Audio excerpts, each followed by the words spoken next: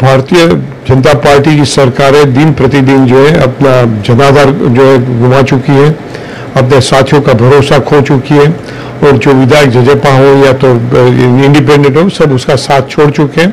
हरियाणा की जनता भी उसका साथ छोड़ चुकी है।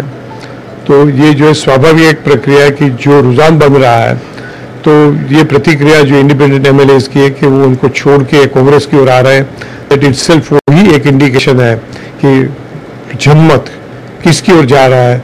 उसकी सभी पॉलिटिकल जो पर्सनालिटीज होती है उसको उसकी एक भनक आ जाती है।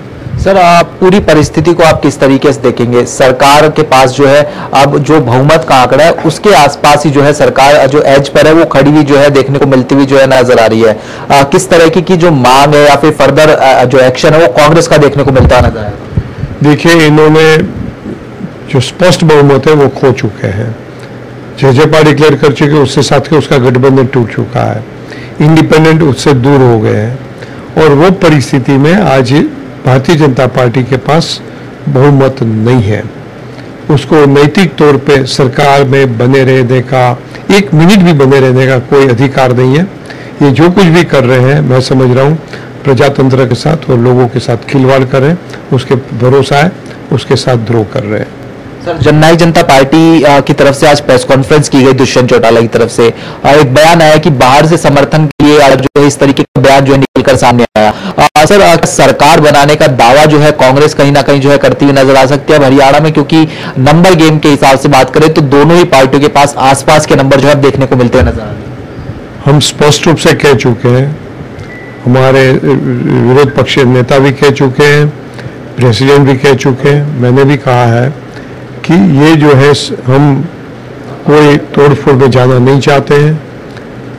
आज की डेट में बीजेपी की सरकार बहुमत खो चुकी है, तो उसको, और फिर भी वो सरकार में बने रहना चाहते हैं, तो उसको गवर्नर के सामने अपने स्पष्ट बहुमत की परेड करानी चाहिए, और उसके बाद जो एक कॉन्स्टिट्यूशन संवैधानिक जो भी प्रक्रिया बनती है वो बननी चाहिए। वो हमारा जरूर से निश्चित रूप से हमारी डिमांड भी होगी, निश्चित रूप से हमारा एक्सटेंड भी होगा। कुछ मांगे सर निकलकर सामने आ रही, राष्ट्रपति शासन जैसी इस तरह की मांगों को लेकर सर क्या कहेंगे सर? पहले वो विश्वास का मत तो प्राप्त करें, विश्वास तो प्राप्त करें, गवर्नर के सामने अपने बहुमत तो दिखाएं, और जजेपा भी जो कह रहे हैं कि हमारा इससे गठबंधन तोड़ चुका है, हम दूसरे को साथ देंगे, करेंगे, वो भी कर दिखाएं। वो भी गवर्नर के सामने एब्सेंट रहते हैं कि उसके साथ जाते हैं, वो भी दिखा दे स्पष्ट रूप से। सर, लोकसभा चुनाव के बीच में इस तरह की परिस्थिति उत्पन्न होना, जिसमें सरकार को जो है छोड़कर 3 निर्दलीय विधायक जो है कांग्रेस के पास आते हुए नजर आ रहे हैं, कितना जो फायदा है या फिर कहीं कि किस तरीके का जो एक्शन है या फिर जो असर है वो चुनाव पे पड़ता नजर आएगा? देखिए, आज की डेट में जो घटनाक्रम बना है हरियाणा में, ऐसे भी कांग्रेस के प्रत्याशी डिक्लेयर होने के बाद, उसके पहले भी एक माहौल तो था, मगर उसके बाद तो उसने एक सुनामी का स्वरूप पकड़ लिया है। दिन प्रतिदिन कांग्रेस की लोकप्रियता बढ़ रही है, यहाँ तक कि आज की जो रिपोर्ट है इसमें ये देश में कई जो मार्केट होते हैं कि जहाँ इसकी बोली की जाती है कि किसका बहुमत आएगा, क्या आएगा, उसमें भी कांग्रेस के लिए 7 सीट का ऐलान किया जाता है। चुनाव आते आते आई एम श्योर कि it will be 10 out of 10, और पूरे जो है हरियाणा में एक सुनामी फैल रही है कांग्रेस की लोकप्रियता की, और इसके सामने कोई टिक नहीं पाएगा। हाँ, हो सकता है कि एक धांधली से अपनी फिर से सत्ता प्राप्त करने का प्रयास करें। आज आपके माध्यम के जरिए मैं हरियाणा में सभी लोगों को सतर्क भी करना चाहता हूँ। आज पूरे हरियाणा की प्रजा, किसान, मजदूर, महिला, युवा, विद्यार्थी, व्यापारी सब कांग्रेस के साथ है, और आज वहां तक कि हरियाणा का प्रशासन, सरकार बीजेपी की है, मगर प्रशासन भी आज जो है कांग्रेस के साथ हो गया है, ऐसा संकेत मिलते हैं आपको, कहीं उसके सूचितार्थ मिलते हैं। और ये प्रशासन भी जो है एक फिर से मर्यादा का पालन करना शुरू किया है, मगर भारतीय जनता पार्टी की जो मंशा है, पिछले 5 दिनों से प्रधानमंत्री की जो बौखलाहट है, जो प्रकार से वो चित्र विचित्र बात टीवी पे करते हैं, बिन तार्किक बात करते हैं, एक सही आदमी न कर पाए ऐसी बातें करते हैं, वही उसकी बौखलाहट है। वो समय पे मैं हरियाणा में इलेक्शन कमीशन हो, प्रशासन हो, सभी से आपके माध्यम से उन सबको सतर्क कर देना चाहता हूं कि अभी भारतीय जनता पार्टी उसकी पूरी ताकत कांगली से ये चुनाव जीतने की प्रयास करेगी, मगर उसमें उसका कोई सहयोग न करे। सभी लोगों को पता होना चाहिए कि कांग्रेस सरकार बनाने जा रही है, तभी आने वाले दिनों में कांग्रेस का शासन बनता है।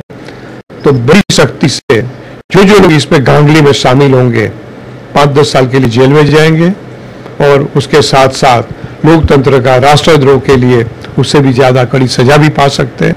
और ये सजा की बात को बात पे छोड़ते हुए मेरा उन सब से अपील है कि देश के हित में, लोकतंत्र के हित में आप सब जो है बड़ी न्याययुक्त तरीके से चुनाव बनाने में, कामयाब करने में पूरे सहयोग करें। सर, आप 3 विधायक निर्दलीय जो है वो आ गए हैं, कुछ और से भी संपर्क है या फिर आने की संभावनाएं है, कुछ इस प्रकार की बातें हैं क्या सर?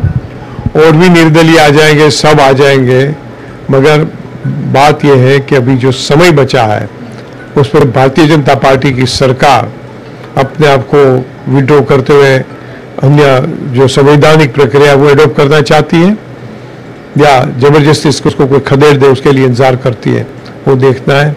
उसमें कोई लोकतंत्र में उसमें कोई शर्म नहीं है, कुछ नहीं है, तो देखो क्या करते हैं। बीजेपी तो अभी भी कह रही है कि सर बहुमत का आंकड़ा है उनके पास में।